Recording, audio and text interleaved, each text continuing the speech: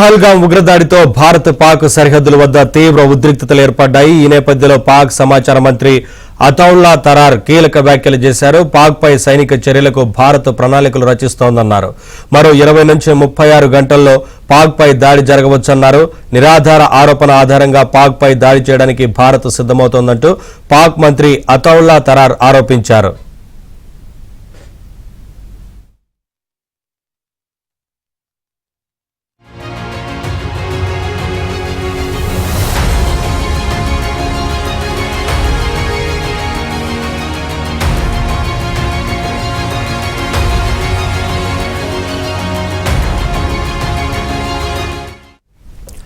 పహల్గాం ఉగ్రదాడితో భారత్ పాక్ సరిహద్దుల వద్ద తీవ్ర ఉద్రిక్తతలు ఏర్పడ్డాయి. ఈ నేపథ్యంలో పాక్ సమాచార మంత్రి అతౌల్లా తరార్ కీలక వ్యాఖ్యలు చేశారు.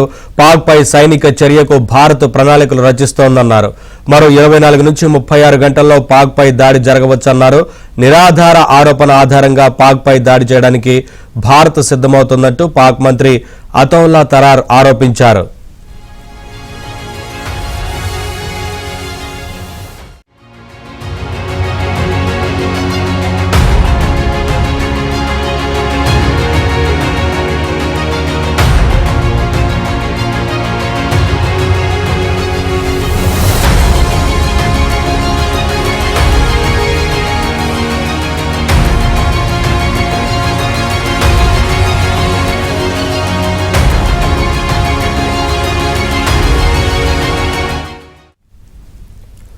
భారత్ పాక్ ఉద్రిక్తతలపై ఐక్యరాజ్య సమితి ఆందోళన వ్యక్తం చేసింది. ఈ క్రమంలోనే భారత విదేశాంగ మంత్రి జైశంకర్ కు ఐక్యరాజ్య సమితి సెక్రటరీ జనరల్ ఆంటోనియా ఫోన్ చేసి మాట్లాడారు.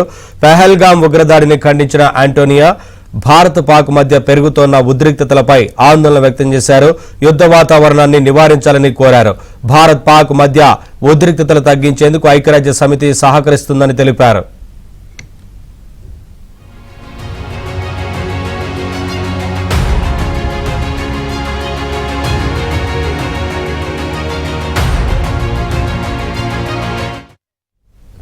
పహల్గాం ఉగ్రదాడికి ప్రతీకారంగా భారత్ సైనిక చర్యకు దిగనుందని పాక్ భయాందోళన వ్యక్తం చేస్తోంది. ఈ క్రమంలోనే పాక్ ప్రధాని షరీఫ్ ఐక్యరాజ్య సమితి జోక్యం కల్పించుకోవాలని కోరారు.